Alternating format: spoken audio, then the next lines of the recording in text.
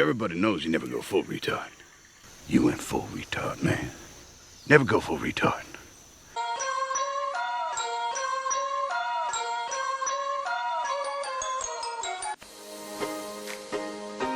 Welcome to Pimpy's Investment Chat, where we keep investment talk simple. And here's your host, Pimpy.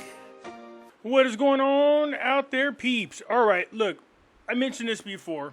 It never ceases to amaze me. All the crypto people back in the day was really happy about developing a new type of currency that kept you away from all of the evil bankers and crap like that. Now, all of a sudden, you celebrate whenever they become your bed buddies. Blackrock is no exception. I told you guys, whenever Blackrock gets involved with something, it's never any good for anybody who's in that investment. And this includes Bitcoin. I told you they were already exploring on what they need to do to increase the amount of Bitcoin that can be created. I'm not even kidding. They've been looking into this. So I'm sure because they are a bazillion dollars coming out their butt, they got so much money, they've already figured it out. All it is a computer program. Who knows? We'll see. But anyways, let's get back to BlackRock, because I knew I wasn't the only one really suspicious on what the heck BlackRock was really up to. I'm going to share a video with a gentleman who's going to lay things out for you guys just to listen to, because this affects all cryptocurrencies, okay? Let's get into this.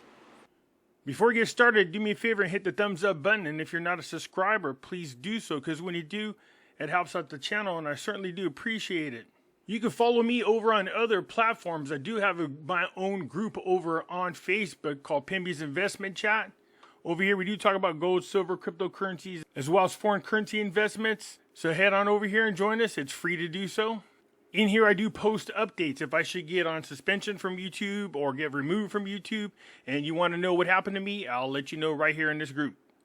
I can be found on Twitter, MeWe, YouTube, and the cool thing about YouTube, if you come over here and you join and you find my channel, I got videos going back, I believe, a couple years.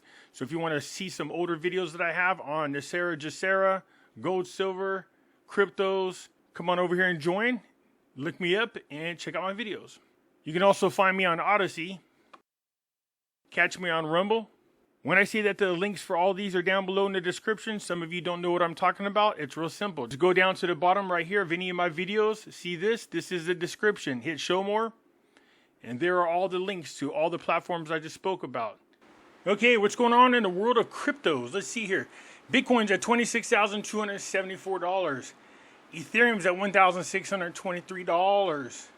XRP, man, you guys are doing great. Strive to reach a $500,000 mark. Sorry. Every time I think about those guys, I can't help but make fun of that. Cardano's at 24 cents. Dogecoin's at 6 cents. Solana at $18.93. Polkadot's at $4.02. Polygon's at 51 cents. Litecoin at $62.45. Shiba's at 507. That's terrible. And look at XLM way down here. I don't know what the heck happened to it, but it's 12 cents. Terra Luna Classic is at 301. Saitama at 3061. And you can see that gold is at $1,909.40. Still dealing with those pesky manipulators. The same one that Bitcoin people are going to have to deal with. Silver's at $22.75. We have been talking about a crash coming for quite some time. And people are like, what do you think it's going to be like? It's going to be like 2008. A lot of you guys might be too young or just never paid attention to what happened in 2008. It's not like it was just a couple years ago. It's it's like 15 years ago. Right before the market crash, you can see all the tech stocks, most all of the stock market was in the green. They were looking really healthy. And then, bam, this happened to you right here.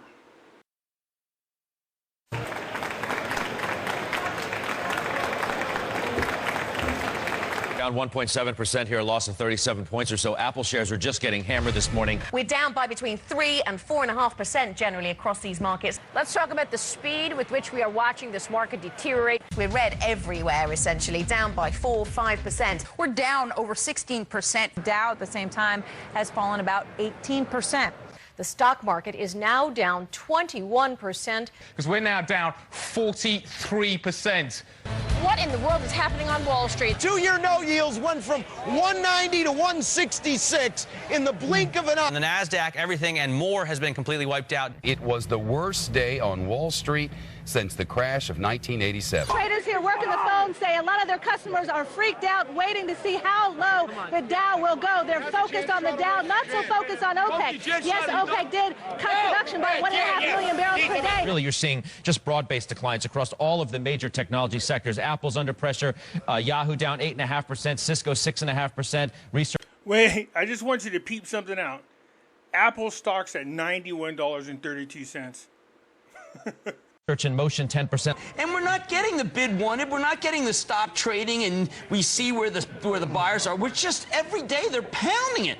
The heightened financial turmoil that we have experienced of late may well lengthen the period of weak economic performance and further increase the risk to growth. Can't look at it after you buy it. It's so horrible. But we've had an 8-day losing streak in the Dow that in percentage terms puts it on par, close to the loss suffered in that crash in 1987, close to that percentage loss those 2 days in 1929. What started in America last year has now spread to every part of the world. We're down 9% today. The Xetra DAX over in Frankfurt is down by 9%. The Paris market down by 9%. Austria, which was briefly suspended earlier on in the day, is down by nearly 11%. This market is as volatile as you'll ever see. Traders saying this is the craziest day they have ever seen in these markets. Veteran traders saying they've never seen anything like it. The movement in oil prices so fast, so fast. Seconds to go until the start of trading at the New York Stock Exchange, and stocks are set to kick off.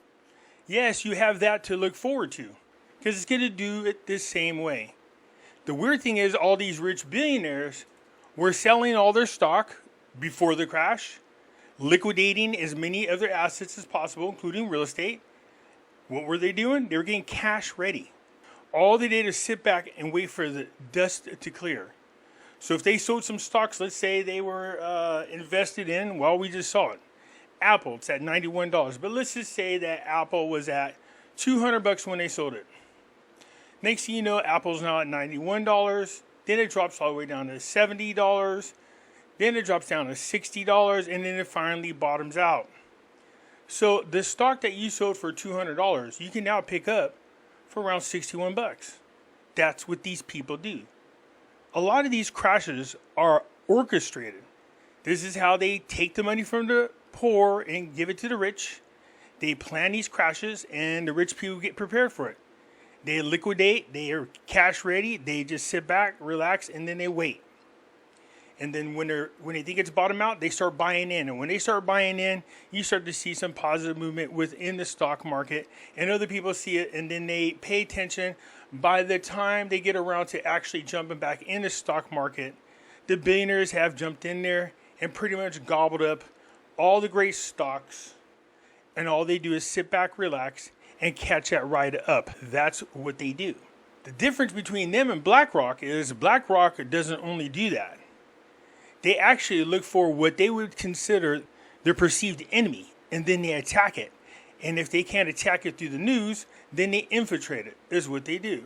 So they have now infiltrated Bitcoin. And I told you this was not a good idea. So let's get into this video so you can hear what this gentleman has to say. No, that's not Jason Bateman, by the way. Today we're going to be talking about, as you know, BlackRock's secret attack on Bitcoin, right? So take us through the timeline of events. Yeah, so essentially the largest asset manager in the world, BlackRock, has just came out and announced they're going to file for a Bitcoin spot ETF. Obviously, the world's very bullish about this. Everybody in the Bitcoin space is very optimistic. And I've kind of written a few different tweet threads and recorded a few different videos saying, hey, look, hang on a minute. Let's slow down. I actually think this could pose a secret attack on Bitcoin. And obviously, when I say that, most people think I'm crazy and, you know, a little bit conspiratorial, so to say. But there's really interesting wording in that BlackRock ETF filing that's really making me pay attention. Buried on the 24th page of the Bitcoin ETF filing, BlackRock has a really interesting section where they say, if there is a hard fork of Bitcoin in the future, we actually don't need to follow the most economic and most valuable chain of Bitcoin. And naturally, everyone in the Bitcoin space is like, hey, that's really weird. Why are they even talking about a hard fork, firstly? But then why are they talking about following the non-economic chain in regards to Bitcoin. Because when evil wants to do something evil, like take something from the metaphysical world and trade it with the physical world, they have to announce out loud to the universe what it is they want to do. They absolutely, positively have no intentions of embracing Bitcoin. They're going to crash this market, is what they're going to do. Because for years, people have speculated, okay, a nation state might attack Bitcoin. They might try to hard fork the chain, and they're going to continue to mine on the non-economic chain and try to force a hard fork that way. So most people would be aware, BlackRock is also the world's largest ESG manager. So for anyone who doesn't know, ESG stands for the environment, society, and governance. So BlackRock has been forcing the hand, that's Larry Fink's own words, forcing the hand of companies to not invest in companies that are bad for the environment, bad for society, or bad for governance, quote unquote. So obviously BlackRock has had this agenda against Bitcoin and even oil companies for years because they're quote unquote bad for the environment. They use too much energy, too much electricity. So that's firstly the first big red flag that I noticed. And then that's when I really, slammed the tinfoil hat on and I started diving down the rabbit hole. And I noticed that this timing of the BlackRock ETF filing comes at a really, really, really interesting timing. Ooh, I said this too. Pay attention to what he's saying. He's going to lay it out for you. So for the first little couple of months in 2023, in the United States, we saw Operation Choke Point 2.0, where all of the Bitcoin and quote-unquote crypto-related banks were debanked. So we actually saw the controlled demolition of Silicon Valley Bank and Silvergate Bank, who serviced all of the Bitcoin and crypto companies in the space. So the entire Bitcoin industry essentially got debanked in early 2023. I should correct myself. It was the entire crypto industry. Many of the Bitcoin-only companies still have access to the banks, which is an interesting tidbit that I'm sure we can get into later, a little bit later on in the pod. But feel free to stop me whenever. I know I can ramble and rant for a long time, my friend. You probably know that. I've given you a few ear bashings over the years. But so anyway, we had Operation Choke Point 2.0 early 2023. And then the World Economic Forum came out and released a 35-page white paper on May 25th. So let's remember, that was only 2 weeks before the SEC came out and sued Binance and Coinbase on June 5th and June 6th. And then obviously the week after then, we get this BlackRock Bitcoin ETF filing after we've destroyed all of the Bitcoin and crypto banks in the United States, and we've sued the two largest exchanges in the United States. So it's almost as if the US and the regulators are trying to remove all of the other options out of the market and force people into only using a potential BlackRock ETF. Now, that sounds very suspicious. What did I say about Larry Stink? In addition to what these other major investors do, major companies and bankers do, Larry Fink's a little different in the fact that he likes to find companies that he can infiltrate and pretty much destroy them from the inside. And that's any company that he feels is a threat to his agenda. BlackRock hasn't actually had this ETF approved yet, but, I believe they're an absolute shoo-in. BlackRock is one of the most connected institutions in the world. They've filed for 576 different ETFs in their lifetime or history, and they've been approved 575 times. So there's a 99.86% chance this BlackRock Bitcoin ETF gets approved. But those weren't the only the events that have transpired in the past 2 weeks, when we have this really condensed window of events happening in the past month. You have the WEF in late May, we get the SEC, we get the BlackRock ETF, but then last week, the Bank of International Settlements came out and said, we need a globally unified central bank digital currency ledger. And they said, on this centralized ledger, we are going to actually try to tokenize assets, and we're essentially going to try to convert everybody's cash to CBDC tokens. And the only way that you can actually pay your mortgages and your debts on these tokenized assets is with our approved CBDC token. So essentially, if you have a mortgage or a car loan, the BIS is talking about a transition where all of your loans are tokenized on this CBDC ledger. So This is the BIS talking about this on, I believe it was June 20th, so the day after the Blackrock ETF filing. Then 2 days after that, the IMF came out, another big monetary institution, and they were also talking about the idea of creating this interoperable central bank digital currency system. And I believe we also had the FATF, which is the Financial Action Task Force, or whatever they call themselves. They came out with a blueprint as well in June 23 or 24. I forget the exact date. My memory's not that good. But they also came out and said we need to regulate crypto and we need global cooperation. So for those keeping score at home, there's about, 6 different very interesting events happening in the past 25 days that are all coming from your monetary institutions and gatekeepers, such as the WEF, the FATF, the BIS, the IMF, and there was one in there I forgot, but yeah, the SEC. So you got 5 of your alphabet soup gatekeepers all coming out and attacking Bitcoin and the crypto industry in the past 25 odd days. So I'll pause there for a minute because that was a lot, but I believe it's all happening here at the G, as we would say in Australia. So you think there's obviously a pretty high chance of this getting approved, but what type of ETF is it? Is it a spot-backed ETF or is it a so-called paperback ETF? This is just like a spot Bitcoin ETF. So you're going to have shares that are actually redeemable and, they're created on a regular occurrence. So that's very different to Grayscale, where you actually have to buy those Grayscale shares and they're locked up for 6 months. That's more of like a trust structure. So this Grayscale ETF is much more like a spot Bitcoin ETF. So where's this all heading for Bitcoin? What does this all mean?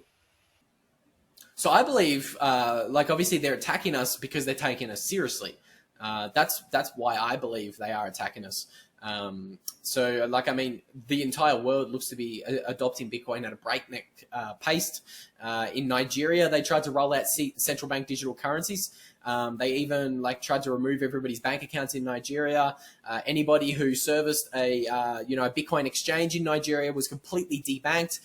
Anybody with more than $100 in Nigerian nairas sit in the bank had all of that instantly converted to CBDCs. The everyday people couldn't remove more than $100 out of the bank ATM every month. So they really tried to push central bank digital currencies in Nigeria. But their local CBDC only has 0.35% adoption in the population, and Bitcoin is rumored to have somewhere between 30 to 40% adoption in the country, despite there being no exchanges. So obviously we're watching countries all around the world try to roll out CBDCs, and you kind of have lots of examples around the world, such as Nigeria, where people have been debanked. And another great one is Lebanon. If you had any money in the bank in Lebanon 2 years ago, you've lost 98% of it through capital controls, devaluation, etc., etc. So that's why people are literally mining Bitcoin with S9s in their basement in Lebanon just to try to pay for groceries. Now, call me crazy, but had these people invested their money into gold and silver, I would believe they would be so much better off. You just heard what he said. 98% of the money was wiped out because they were in the system. They either had the money in the bank, you name it, they were in the system. Cryptocurrencies, because when you go to cash in your cryptocurrency, you still got to go through the bank. That's being in the system. At least with gold and silver, you can negotiate, you can barter, you can use as actual currency, just like it's been done for thousands of years. So I believe the state is scared. That's why they're coming after Bitcoin. And that's why I've kind of put this hypothetical thesis out there to say, hey, look, this is a potential attack vector that we need to watch. I don't know if this is an attack vector. Could just be explained simply by Occam's razor. Maybe BlackRock's just getting lots of their investors saying, look, we want to invest in Bitcoin. Can you, allow us to invest in Bitcoin? It could just be that kind of explanation. But, I believe the whole Operation Choke Point 2.0, the collapse of FTX, I believe it was all a big controlled demolition. Ooh, that's what I say. When you look at things from about 10 feet away, sometimes it's kind of hard to see the bigger picture.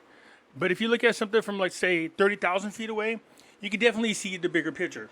The attacks on the banks, the attacks on the cryptos, the SEC taking exchanges to court, going after certain cryptos. This isn't a mistake. This is orchestrated. FTX, people losing their money.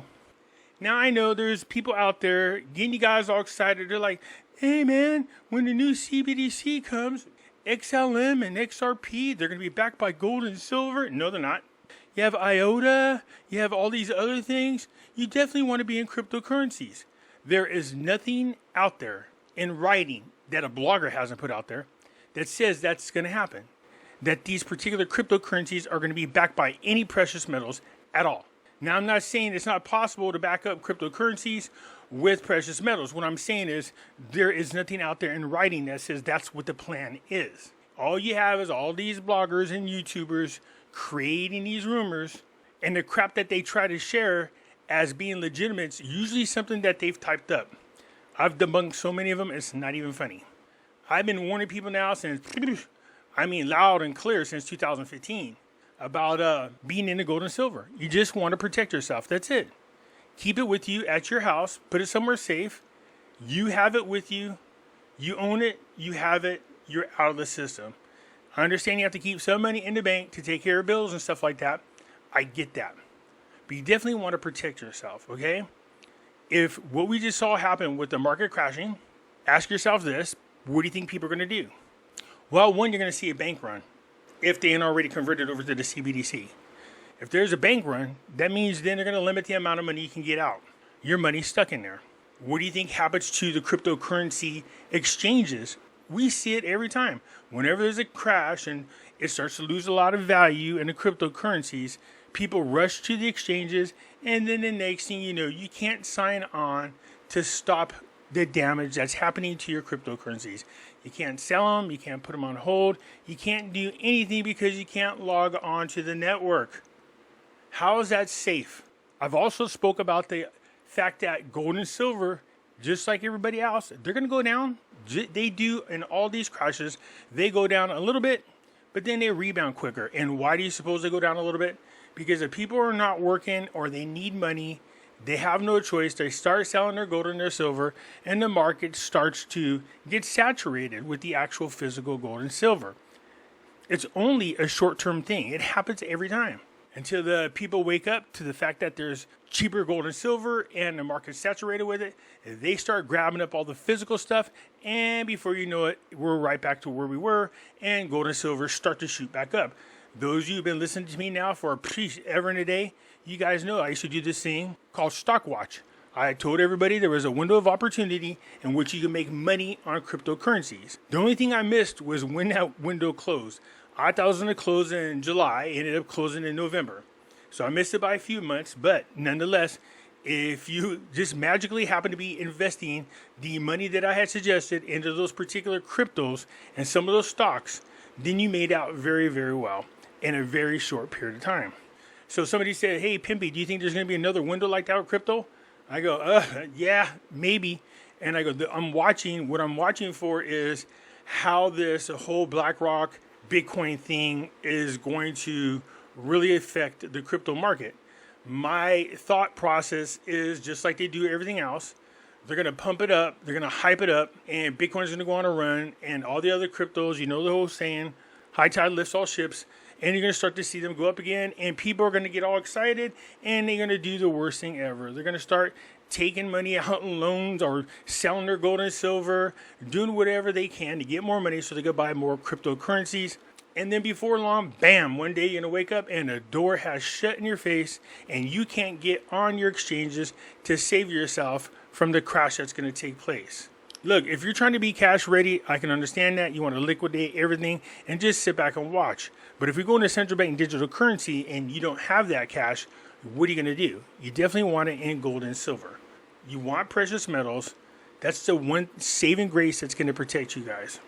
I don't trust anything that's going on with these people like Larry Stink over there on Blackrock or any of those bankers out there. I just don't trust them. And this gentleman here too, he just laid out why these things look really suspicious. Anyways, I will leave a link for this entire video so you guys can come over and check it out. You let me know what you think. Is this a setup? Why is Blackrock involved with cryptos? You guys let me know down in the comments. I'll get back at you later. I'm out.